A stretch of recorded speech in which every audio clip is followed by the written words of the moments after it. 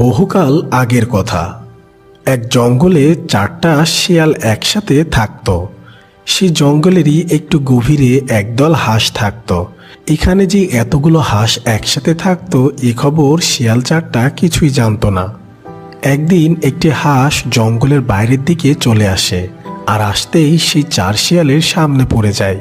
তখন একটা শিয়াল বলে, আরে বাহ, এ দেখে হাঁস, বাহ, আজকে সেই মজা করে খাওয়া যাবে। শিয়ালের এমন কথা শুনে হাঁসটি অনেক ভয় পেয়ে যায়।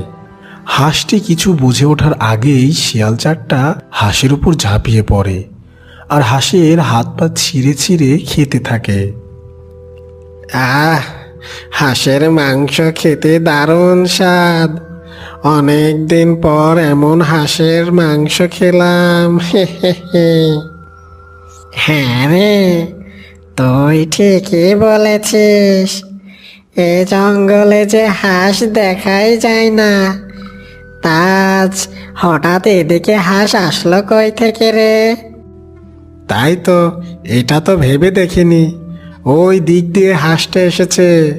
চল, ওই দিকে গিয়ে খুঁজি, হয়তো ওইদিকে আরো হাঁস থাকতে পারে।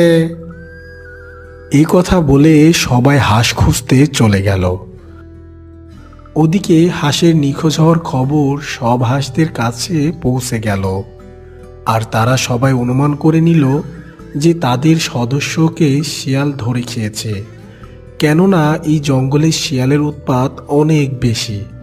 তাই হাঁসদের উদ্দেশ্যে হাঁসদের সর্দার বলল, প্যাক প্যাক, প্যাক প্যাক, তোমরা সবাই দেখলে তো, তোমাদের সঙ্গে হাবলু আর ফিরে এলো না।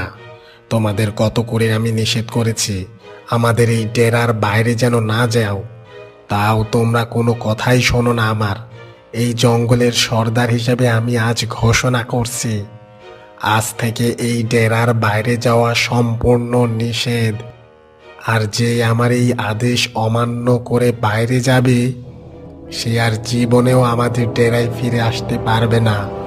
আর সেই সাথে আমাদের ডেরার সামনের ফটকে আমি 2জন পাহারাদার মোতায়েন করে দিচ্ছি। এই কথা বলে সর্দার